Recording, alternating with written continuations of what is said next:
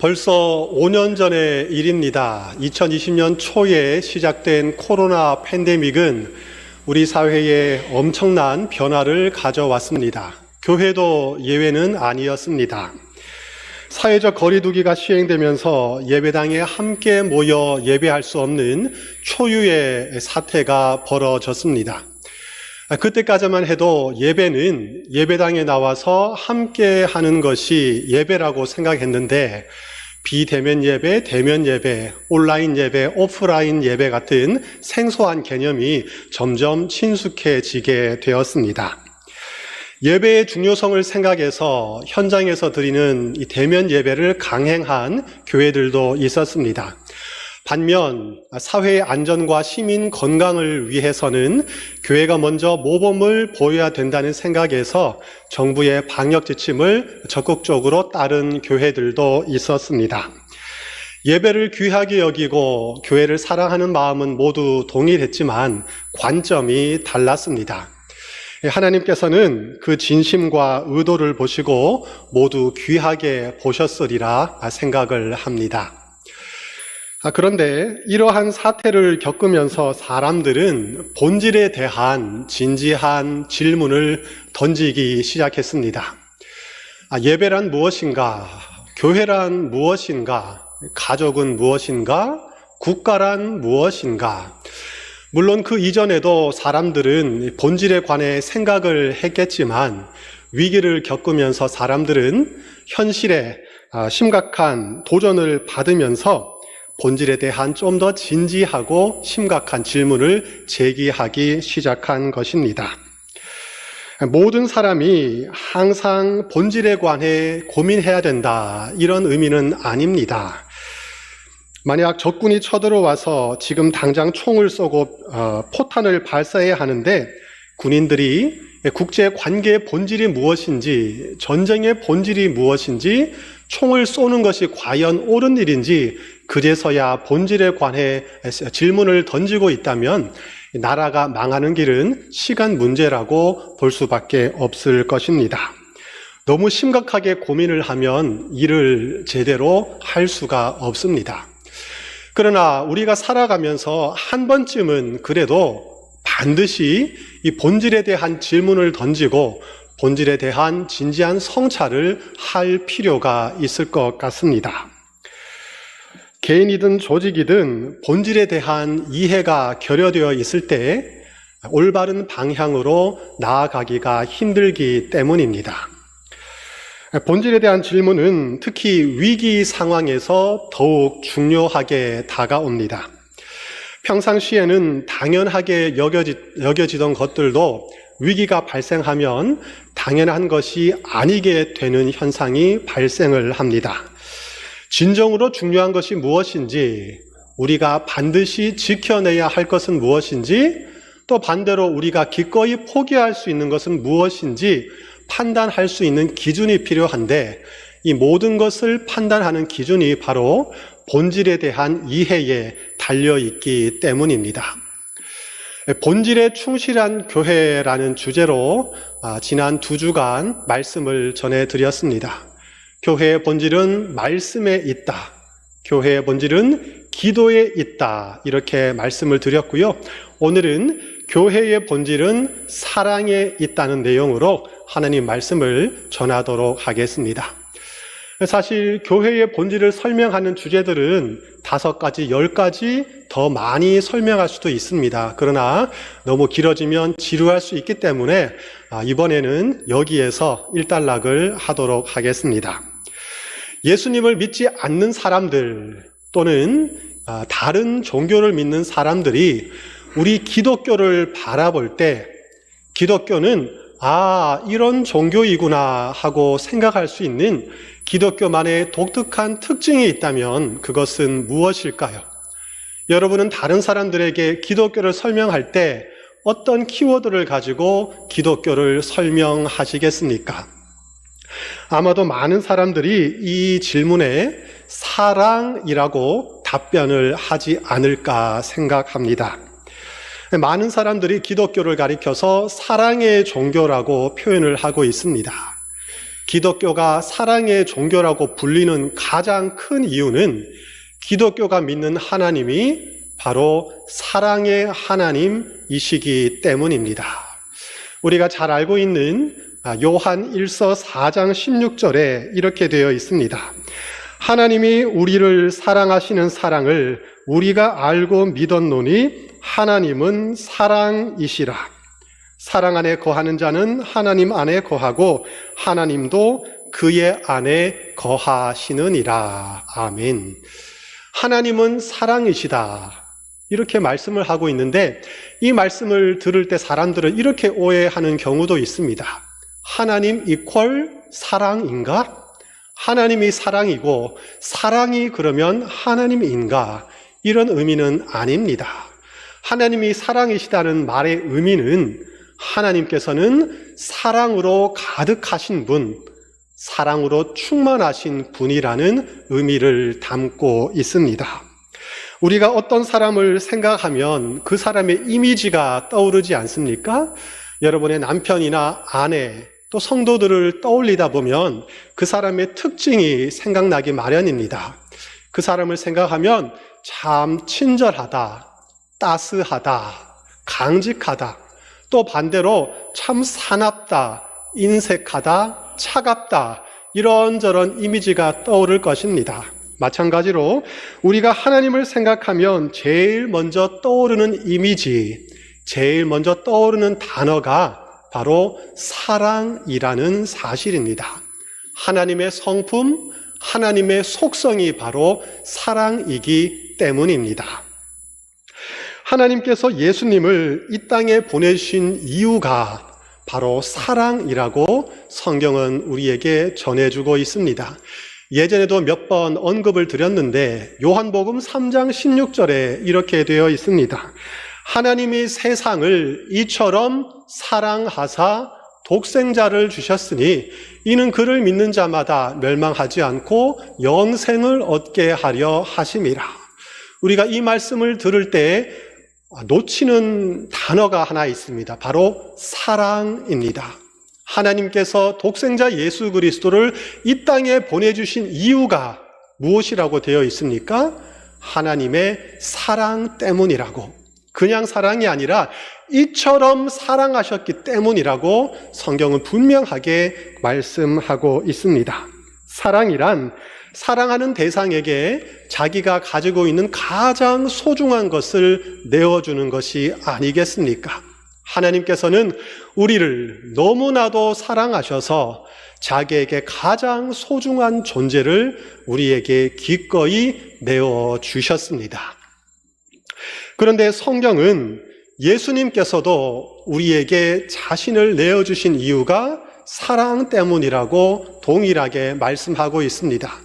조금 전에 하나님 아버지께서 독생자 예수 그리스도를 내어주신 이유가 사랑이라고 말씀을 드렸는데 성경에 보면 예수님 자신이 자신을 우리에게 내어주신 이유도 바로 사랑이라고 설명을 하고 있습니다.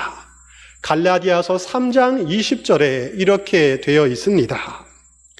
내가 그리스도와 함께 십자가에 못 박혔나니 그런즉 이제는 내가 사는 것이 아니요 오직 내 안에 그리스도께서 사시는 것이라.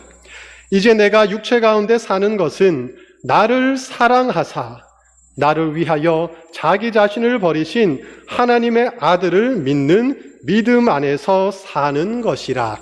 아멘. 사도 바울은 예수님의 사랑을 묵상하다가 깨달음을 얻었습니다. 그러고 이렇게 고백을 하고 있는 것입니다. 나는 십자가에 못 박혀 죽었습니다. 내가 지금 사는 것은 내가 사는 것이 아니고 내 안에 살아계신 예수께서 사시는 것입니다. 예수님은 나를 너무나도 사랑하셔서 나를 위하여 자기 자신을 버리셨습니다. 나는 이제 나를 너무나도 사랑하신 그 예수님을 믿는 믿음으로만 살 것입니다. 이렇게 예수님의 사랑을 깨닫고 그 사랑에 반응하여 믿음의 고백을 하고 있습니다. 오늘 여기 모인 우리 모두가 이 고백을 우리 자신의 믿음의 고백으로 할 수 있기를 축복합니다. 지금까지 설명드린 것처럼 하나님 아버지도 우리를 사랑하고 계시고 하나님의 아들이신 예수님도 우리를 사랑하고 계십니다. 그렇다면 이토록 엄청난 사랑을 부여받은 우리가 사랑의 사람들이 되는 것은 너무나도 당연한 이치가 아니겠습니까? 불교대학에서 불교를 공부하시고 후에 기독교의 목사님이 되신 어떤 분이 칼럼을 쓰셨는데 제가 그 칼럼을 읽어보았습니다. 이분이 기독교와 불교의 차이를 이렇게 설명하고 있었습니다. 기독교는 사랑의 종교, 불교는 자비의 종교라고 할 수 있다. 기독교의 사랑과 불교의 자비는 비슷해 보인다. 그러나 기독교의 사랑은 인간을 향한 하나님의 사랑에서 출발하여 인간의 하나님 사랑과 이웃 사랑으로 나아가는 반면 불교의 자비는 현실 세계에 대한 관조로부터 출발하여 이웃에 대한 자비로 나아간다. 이해되는 것 같기도 하고 이해가 되지 않는 것 같기도 하시죠? 제가 불교의 자비를 제 나름대로 한번 이해를 해 보았습니다. 우리가 살아가는 이 모든 세계를 찬찬하게 깊이 있게 바라보면, 관조해 보면 세상의 본질이 고통이라는 것을 알 수가 있습니다. 세상의 모든 사람들이 고통을 받고 있습니다. 그리고 세상의 모든 존재, 모든 사람들은 서로 연결되어 있다는 것도 알 수가 있습니다. 그러면 세상의 모든 사람들이 고통을 당하고 있고 모든 사람들이 서로 연결이 되어 있다면 상대방의 고통이 결국 나 자신의 고통이라는 것을 알 수가 있습니다. 그러니 상대방의 고통을 보면, 다른 생명체의 고통을 보면 그것이 나의 고통으로 여겨져서 긍휼한 마음, 불쌍히 여기는 마음이 생겨나고 그래서 상대방에게 자비를 베풀 수 있게 되는 것이다. 이렇게 이해를 할 수 있습니다. 가만히 생각해 보니까 참으로 일리가 있는 가르침인 것 같았습니다. 그런데 우리 기독교에도 이와 아주 비슷한 가르침이 사실은 들어 있습니다. 예를 들면 구약성경 전도서를 읽어보면 이런 동일한 가르침이 들어있다는 것을 우리는 쉽게 발견할 수 있습니다. 그러나 기독교에서 말하는 사랑은 그 시작과 동기가 하나님께 근거하고 있다는 사실에서 불교와는 근본적인 차이점이 있습니다. 다시 말하면 기독교에서 말하는 사랑, 우리 인간이 하는 사랑은 하나님의 사랑을 받아서 그 사랑에 힘입어서 반응해서 응답으로 나아가는 하나님의 사랑이고 하나님을 사랑하는 것이고 이웃을 사랑하는 것이다. 이렇게 기독교의 사랑을 이해할 수 있습니다. 마태복음 22장에 보시면 한 율법사가 예수님께 질문을 던졌습니다. 선생님, 율법 중에서 가장 큰 계명이 무엇입니까? 예수님이 대답하셨습니다. 내 마음을 다하고 목숨을 다하고 뜻을 다하여 주 너의 하나님을 사랑하라 하셨으니 이것이 크고 첫째 되는 계명이요 둘째도 그와 같으니 내 이웃을 내 자신같이 사랑하라 하셨으니 이 두 계명이 온 율법과 선지자의 강령이니라. 아멘. 모든 성경의 가르침, 모든 명령을 두 가지로 압축하면 하나님을 사랑하고 이웃을 사랑하는 것이라고 우리가 너무나도 많이 배웠고 잘 알고 있습니다. 결국 기독교는 사랑에서 시작해서 사랑으로 마무리가 되는 종교입니다. 하나님의 사랑이 우리에게 부어집니다. 하나님의 사랑이 우리에게 다가옵니다. 그러면 그 사랑이 너무나도 감사해서 그 사랑에 반응해서 응답해서 우리가 다시 하나님을 사랑하게 되는 것이고 우리가 이웃을 사랑하게 되는 것입니다. 시작도 사랑, 끝도 사랑입니다. 그러니 기독교를 가리켜서 사랑의 종교라고 해도 틀린 말이 아니게 되는 것입니다.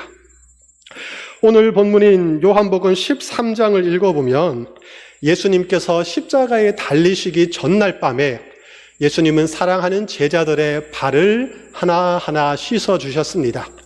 그리고 제자들에게 마지막 당부의 말씀을 들려주셨습니다. 바로 오늘 본문 말씀입니다. 이 말씀을 우리 다시 한번 한 목소리로 읽어보겠습니다. 새 계명을 너희에게 주노니 서로 사랑하라. 내가 너희를 사랑한 것 같이 너희도 서로 사랑하라. 너희가 서로 사랑하면 이로써 모든 사람이 너희가 내 제자인 줄 알리라. 아멘. 이 말씀은 예수님의 공생의 마지막 부분에 제자들에게 들려주신 말씀입니다. 마지막에 들려주신 말씀이니 더 중요하고 더 간절한 예수님의 마음이 담겨 있을 것입니다. 쉽게 말하면 예수님의 유언과도 같은 말씀이라고 생각하시면 더 이해하기가 쉽습니다. 오늘 이 말씀에서 우리는 최소한 세 가지 중요한 교훈을 얻게 됩니다. 첫째, 예수님은 새 계명을 주셨습니다. 새 계명이란 옛 계명을 이미 전제하고 있는 것입니다. 구약 성경에도 이미 사랑에 관한 말씀들, 사랑하라는 명령이 주어져 있습니다. 레위기 19장 8절에 이렇게 되어 있습니다. 원수를 갚지 말며 동포를 원망하지 말며 내 이웃 사랑하기를 내 자신같이 사랑하라. 그런데 예수님이 오늘 주시는 이 새 계명은 이전의 계명과는 질적으로 차원이 다른 계명이었습니다. 이 새로운 계명은 예수님의 십자가 희생 때문에 제정이 된 것입니다. 그것은 예수님이 십자가에서 자신을 온전히 내어주신 것처럼 예수님을 따르는 사람들도 조건이 없는 사랑, 제한이 없는 사랑을 실천해야 한다는 명령이었습니다. 얼마만큼 사랑할 것인가? 어디까지 사랑할 것인가? 어떻게 사랑할 것인가? 예수님께서 기준을 제시해 주셨는데 그 기준은 다름 아닌 예수님의 사랑이었습니다. 내가 너희를 사랑한 것 같이 이만큼, 그만큼 너희가 사랑해야 한다. 참으로 무거운 명령입니다. 오늘 제가 이 본문 말씀을 근거로 설교를 하고 있지만 저 자신도 이 말씀을 실제로 실천하기는 너무나도 어렵다는 것을 잘 알고 있습니다. 어쩌면 여러분에게 너무나도 큰 부담이 될 거라는 것도 알고 있습니다. 그럼에도 예수님의 말씀이기 때문에 저는 이 말씀을 전하고 있습니다. 예수님의 사랑, 조건 없는 사랑, 제한이 없는 사랑을 우리는 아가페의 사랑이라고 부르고 있습니다. 둘째, 예수님께서는 서로 사랑하라 이렇게 말씀을 하셨습니다. 여기서 서로라고 되어 있는데 이 서로는 과연 누구를 의미하는 말씀일까요? 옛날 이스라엘 사람들은 사랑의 대상을 설정할 때 이방 사람들은 다 제외를 하고 자기 민족들만 사랑의 대상으로 생각을 하고 있었습니다. 그러나 하나님의 사랑에서 제외되는 사랑은 이 땅에 아무도 없습니다. 하나님은 이방인들도 사랑하고 계시고 세상의 모든 사람들이 구원받기를 기뻐하고 계십니다. 그러므로 할 수 있는 한 우리는 모든 사람을 사랑할 수 있도록 노력을 해야 할 것입니다. 그런데 저는 오늘 본문에 나오는 서로 사랑하라는 예수님의 말씀을 들을 때 먼저는 예수님의 제자들, 즉 예수님을 따르는 제자 공동체에게 들려주시는 명령으로 이해를 하고 있습니다. 그리고 이 명령이 하나님 사랑과 이웃사랑 사이에 위치하는 것이 아닐까, 저 나름대로 그런 해석을 해보았습니다. 이것은 신학적인 해석이 아니라 성경을 읽으면서 제 나름대로 이해하는 방식입니다. 오늘 본문에서 예수님께서는 분명히 예수님의 제자들에게, 예수님을 따르는 사람들에게 말씀을 하고 계십니다. 너희가 서로 사랑하여라. 너희도 서로 사랑하여라. 우리는 하나님을 사랑하는 것에 대해서 아주 많이 배워왔습니다. 우리가 실제로 하나님을 사랑하든 사랑하지 않든 간에 하나님을 사랑해야 된다는 것은 너무나도 잘 알고 있습니다. 이와 마찬가지로 이웃을 사랑해야 한다는 것도 우리는 많이 들어서 알고 있습니다. 하나님을 사랑하는 것보다는 약하지만 그래도 이웃을 사랑해야 된다. 교회가 사회적인 책임을 다해야 된다. 이것을 잘 알고 있습니다. 그렇게 하지 못하고 있는 것에 대해서 반성도 하고 지적도 하고 안타까운 마음을 가지고 있습니다. 그런데 아이러니하게도 예수 안에서 한 가족이 된 옆에 있는 성도를 사랑하는 일에는 관심이 덜한 것 같습니다. 우리는 한 분이신 하나님을 아버지로 모시고 살아가고 있습니다. 우리는 예수님을 믿는 같은 믿음을 가지고 있습니다. 우리는 성령 안에서 한 몸을 이루고 있습니다. 함께 예배하고 함께 기도하고 함께 교제하고 있습니다. 우리는 이 땅을 함께 살아가면서 동고동락하다가 때가 되면 함께 하나님 나라에 들어가게 될 것입니다. 하나님 나라에 들어가서도 우리는 함께 하나님을 찬양하며 함께 영원한 생명을 누리게 될 것입니다. 그런데 이상하게도 서로를 사랑하는 일에는 열심히 부족하다는 생각이 들 때가 많습니다. 그들만의 리그라는 말이 있습니다. 원래 이 말은 어떤 팀이 너무나도 수준이 높아서 다른 팀들은 감히 범접할 수 없는 어떤 팀을 가리킬 때 사용하는 긍정적인 표현입니다. 그런데 이 표현이 부정적인 표현으로 쓰일 때가 있습니다. 어떤 집단이 너무나도 배타적이고 자기들끼리만 모여서 고립되어 있을 때 그들만의 리그다 이렇게 표현할 수 있습니다. 교회는 그들만의 리그가 되어서는 안 됩니다. 자기들끼리만 잘 먹고 잘 살고 행복하고 세상이 어떻게 되든지 간에 세상이 어떤 고통을 당하고 있든 간에 자기의 이익만 챙기는 이기적인 집단이다. 이런 이미지를 주어서는 안 될 것입니다. 그러나 교회 안에서 먼저 우리 성도들끼리 사랑하는 것이 무엇보다 중요합니다. 자기 가족을 먼저 사랑하지 않으면서 어떻게 남의 가족을 사랑한다고 말할 수가 있겠습니까? 예수 믿는 성도들끼리 서로 사랑하지 못하는데 어떻게 이웃을 사랑하고 세상을 섬깁시다. 이렇게 말을 할 수가 있겠습니까? 여러분, 서로 사랑하라는 예수님의 이 말씀은 명령, 계명이라는 사실을 기억하시기를 바랍니다. 명령이란 해도 되고 안 해도 되는 것이 아닙니다. 취사 선택의 문제, 선호의 문제가 아니라 반드시 해야 하는 것, 반드시 지켜야 하는 것이 바로 명령입니다. 서로 사랑하라. 예수님은 지금 우리에게 명령을 하고 계십니다. 셋째, 예수님은 새 계명을 지킨 결과에 관해서 말씀해 주셨습니다. 너희가 서로 사랑하면 이로써 모든 사람이 너희가 내 제자인 줄 알리라. 너희가 서로 사랑하면 조건절입니다. 세상 모든 사람들이 너희가 내 제자인 줄 알게 될 것이다. 결과절입니다.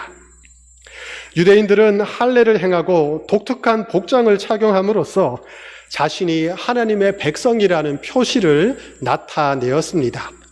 길을 가다가 어떤 사람이 귀에 귀걸이를 하고 목에 목걸이를 하는데 그것이 십자가 목걸이고 십자가 귀걸이라고 생각해 봅시다. 그러면 우리는 그 사람이 크리스천이라는 것을 알 수가 있습니다. 내가 크리스천입니다 하는 표시로 그들은 그렇게 하고 있는 것입니다. 요즘 대한민국의 여권이 여권 파워 3위에 올랐다고 합니다. 비자가 없이 한국 여권만으로 방문할 수 있는 나라가 192개국에 달한다고 합니다. 참으로 엄청난 힘이 아닌가 싶습니다. 우리가 만약 해외여행을 할 때 한국 여권을 보여주면 나는 한국 사람입니다. 그냥 보내주세요 하는 표시가 되는 것입니다. 오늘 본문에 따르면 우리가 예수님의 제자라는 표시, 우리가 예수님을 따르는 사람이라는 것, 우리가 예수님을 믿는 그리스도인이라는 표시가 있는데, 아주 명확한 표시가 있는데, 그것이 바로 서로 사랑하는 것이라고 가르쳐주고 있습니다. 우리가 서로 사랑할 때 사람들은 우리가 예수님의 제자라는 사실을 분명하게 인식하게 될 것입니다. 굳이 말하지 않아도, 굳이 설명하지 않더라도 우리가 서로를 열심으로 뜨겁게 사랑한다면 예수 믿지 않는 사람들이 우리의 그러한 모습을 보고 저 사람들은 정말로 예수님의 제자들이구나. 정말로 예수 믿는 사람이구나. 참으로 부럽다. 나도 저기에 한번 가보고 싶다는 생각을 하게 된다는 말씀입니다. 20세기 후반에 선교의 신학적 기초를 쌓은 참으로 훌륭한 사람 중에 레슬리 뉴비긴이라는 신학자가 있습니다. 이분은 영국 출신의 장로교 목사님이셨습니다. 1936년 그의 나이 27세에 자기의 고향을 떠나서 인도에 들어가서 35년 동안 선교사로 선교의 사역을 감당했습니다. 이분이 참으로 대단한 것이 신학자로서 신학 연구만 한 것이 아니라 직접 선교지에 가서 반평생을 선교에 매진하였다는 사실입니다. 이분은 선교사로서 열심히 신학 공부를 했고 연구를 했고 또한 동시에 신학자로서 선교의 사명을 감당했습니다. 학문과 실천이라는 두 가지 영역에서 모두 큰 업적을 세운 훌륭한 분이라는 평가를 받고 있습니다. 이분이 쓴 책 중에 요한복음 강해라는 책이 있습니다. 이분은 선교신학자인데 선교사인데 신약성경 주석을 썼다는 것이 또한 굉장한 사실로 우리에게 다가오고 있습니다. 이분이 이 책에서 오늘 본문을 해설하면서 이렇게 기록을 했습니다. 제가 그대로 가져와서 한번 읽어드리겠습니다. 새로운 공동체를 구성하고 있는 요소는 바로 그리스도의 사랑이다. 예수님의 사랑이 공동체의 삶에서 실제로 작동하고 있는 현상은 그 공동체가 그분께 속한 것임을 보여주는 것이다. 이것이 단 하나의 본질적인 교회의 표지가 될 것이다. 이것이 사람들로 하여금 십자가에서 죽은 생경한 인물을 생명의 근원으로 바라보게 하는 요인이 될 것이다. 조금 어려울 수가 있어서 제가 다시 한번 설명을 드리겠습니다. 교회를 구성하고 있는 본질적인 요소가 있다고 합니다. 바로 그리스도의 사랑입니다. 그러니까 그리스도의 사랑이 작동하고 있는 교회라면, 바꾸어 말해서 예수님의 사랑을 받은 사람들이 서로 진심으로 뜨겁게 사랑을 하고 있다면, 사랑의 원리가 작동하고 있다면 그 교회는 예수님께 속한 교회라고 이해할 수 있습니다. 또 바꾸어 말하면 어떤 교회가 정말로 예수님께 속한 교회인지 아닌지, 어떤 교회가 정말로 진짜 교회인지 아니면 가짜 교회인지를 판단하는 한 가지 기준이 있는데, 본질적인 표지가 있는데, 그것은 바로 서로 사랑하고 있는지 아닌지 거기에 달려 있다는 말씀입니다. 서로 사랑하고 있는가 아닌가, 바로 이 표지에 근거해서 사람들은 예수님을 생명을 주시는 분, 구원자, 그렇게 이해할 수 있는 것입니다. 여러분, 좀 전에 저는 이 레슬리 뉴비긴이라는 목사님이 선교사였다고 말씀을 드렸습니다. 이분은 한평생을 선교지에서 선교 사역을 했고 한평생 선교에 관한 학문에 매진한 선교 신학자였습니다. 그런데 이분이 생각하기에 결국 최고의 선교 방법은, 최고의 전도의 방법은 우리가 서로 사랑하는 것이구나 하고 결론을 내렸다는 사실입니다. 오늘도 우리는 교회에 모여 있습니다. 우리는 왜 교회에 모여 있습니까? 우리가 교회에 모여서 예배하는 이유는 무엇입니까? 우리가 뜨겁게 기도하는 이유는 무엇입니까? 우리가 열심히 부지런히 하나님의 말씀을 듣고 배우는 이유는 무엇입니까? 하나님을 사랑하고 이웃을 사랑하고 서로 사랑하기 위함입니다. 겉으로는 아름다운 건물이 있고 역동적인 예배가 있고 분주하게 돌아가는 프로그램이 있다 할지라도 사랑이 빠져버리면 그것은 빈 껍데기에 불과합니다. 본질이 빠져버리면 하나님 보시기에는 아무런 의미가 없을 것입니다. 고린도전서 13장에 나오는 말씀처럼 사랑이 없으면 소리나는 구리와 울리는 꽹과리가 될 뿐입니다. 요한계시록 2장을 읽어보시면 에베소 교회는 처음 사랑을 잃어버렸다고 예수님께 책망을 받았습니다. 우리 인천제일교회는 어려운 여건 속에서도 지금까지 서로 사랑하기 위해서 열심히 노력해 왔습니다. 서로를 뜨겁게 사랑하는 우리 교회가 될 수 있기를 축복합니다. 일하는 것도 중요하지만 일하는 것보다 서로를 사랑하는 것에 더욱더 열심을 낼 수 있기를 바랍니다.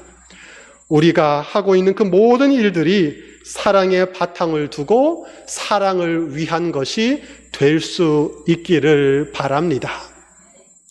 그런데 여러분, 우리의 힘으로는 사랑을 한다는 것이 너무나도 힘이 듭니다.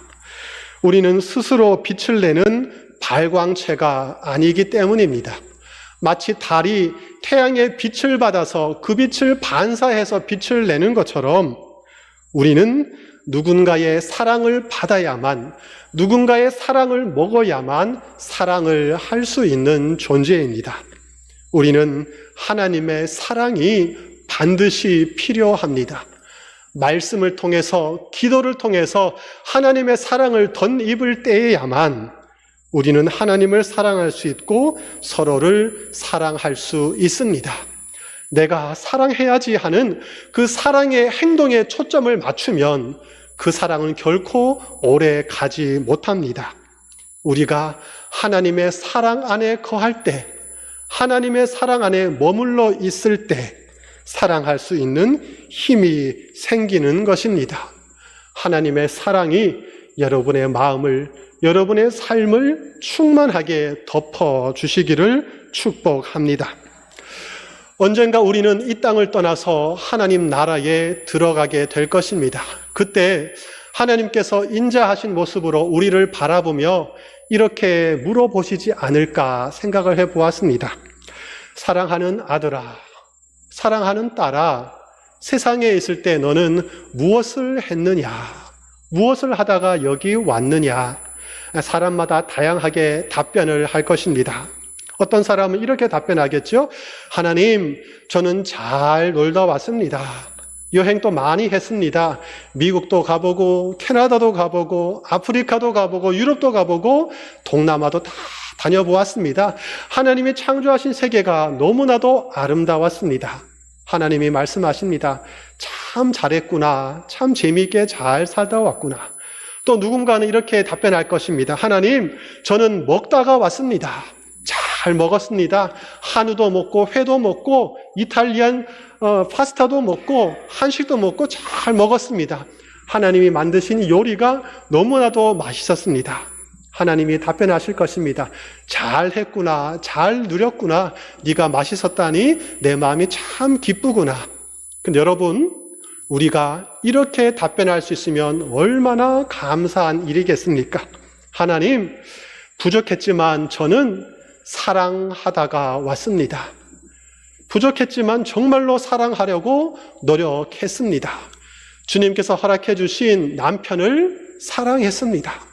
주님께서 허락해 주신 내 아내를 사랑했습니다. 부족했지만, 때로는 힘들었지만 주님께서 주신 자녀를, 부모님을, 가족을 사랑하려고 노력했습니다. 주님께서 만나게 하신 성도들을 열심히 사랑했습니다. 주님의 몸된 교회를 뜨겁게 사랑했습니다. 하나님께서 이 말을 들으실 때 너무나도 기뻐하시지 않을까 그런 생각을 합니다. 여러분, 오늘 예수님의 이 명령을 진지하게 받으시기를 부탁드립니다. 너희가 서로 사랑하라. 너희가 서로 사랑하라. 이로써 세상 사람들이 너희가 내 제자인 줄 알게 될 것이다. 이 명령에 열심을 다해서 순종하는 우리 모두가 되기를 다시 한번 축복합니다. 기도하겠습니다. 하나님 아버지, 우리를 사랑해 주셔서 감사합니다. 자랑할 것도 내세울 것도 칭찬받을 것도 없는 우리를 하나님의 아들이라 딸이라 불러주시고 독생자 예수 그리스도를 내어주시기까지 우리를 사랑하신 그 엄청난 사랑을 우리가 온전히 깨닫기를 원합니다. 하나님의 사랑을 그저 피상적으로만 알기를 원치 않습니다. 마음으로 느끼고 영혼으로 느낄 수 있도록 하나님의 사랑을 폭포수처럼 우리에게 부어 주시옵소서. 하나님의 사랑을 덧입어서 우리도 서로를 사랑하는 사랑의 사람들이 되게 하여 주시옵소서. 서로 사랑하라 예수께서 명령하셨습니다. 이 준엄한 명령을 가볍게 듣지 않게 하시고 명령에 순종하기 위해 평생 동안 노력하고 수고하는 우리 모두가 되게 하여 주시옵소서. 우리가 서로 사랑하는 모습을 통하여 세상 가운데 하나님의 영광이 드러나게 하시고 하나님을 모르는 사람들이 우리가 서로 사랑하는 모습을 보고 하나님을 찬양하며 주님께로 돌아오는 복된 역사가 있게 하여 주시옵소서. 인천지역의 모든 성도들의 삶 속에, 가정의 일터에, 우리 교회 안에 날이 갈수록 하나님의 사랑이 넘쳐나도록 은혜를 더하여 주시옵소서. 예수님의 이름으로 기도드립니다. 아멘.